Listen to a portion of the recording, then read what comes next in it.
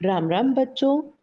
पता है बच्चों, हमारी जिन भगवान की और भक्तों की कथाओं को ये मॉडर्न एजुकेशन माइथोलॉजी यानी कि इमेजिनरी या काल्पनिक कहता है, वो कोई काल्पनिक या मन से बनाई हुई कहानियां नहीं है।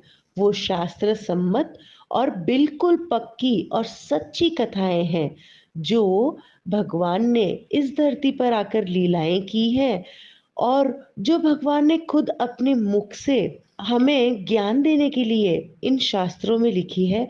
वह बातें बिल्कुल भी काल्पनिक या इमेजिनरी नहीं है, बल्कि वो हमारे हित के लिए और हमें आनंद प्रदान करने के लिए भगवान ने बनाई है। तो पता है बच्चों, हम उन्हीं शास्त्रों में जो सबसे सुंदर रामचरितमानस है, उसी में से राम कथा सुनने वाले हैं। ये राम कथा कोई इमेजिनरी या काल्पनिक नहीं, बल्कि बिल्कुल सच्ची है। इस रामचरित को एक बार काकभूषण जी ने गरुड़ जी से भी कही थी, और पार्वती जी ने जब ये देखा कि क्यों शिव जी किसी एक ही नाम के पीछे पड़े रहते हैं, क्यों महादेव एक भगवान राम के नाम को लेकर इतने आनंदित हो जाते हैं, इतने रोमांचित हो जाते हैं कि उनके नेत्रों से आंसू बहने लगते हैं।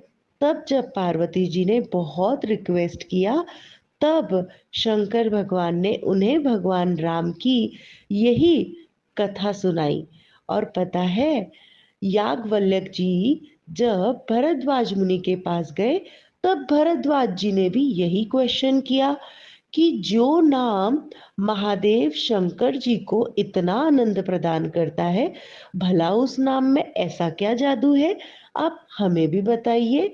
तब याज्ञवल्क्य जी ने भरद्वाज मुनि से यही रामचरितमानस रूपी कथा कही थी, और हम सब पर भगवान ने बड़ी कृपा की कि उन्होंने इस धरती पे तुलसीदास जी को भेजा, क्योंकि हम तो भगवान के फेवरेट है ना।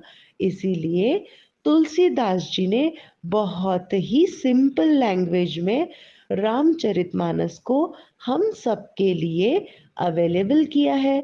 उन्होंने ही इस रामचरितमानस को कविता के रूप में लिखा है, और इतना सुंदर और इतना इजी लैंग्वेज में लिखा है कि आप और हम कोई भी इसे पढ़ सकते हैं, समझ सकते हैं।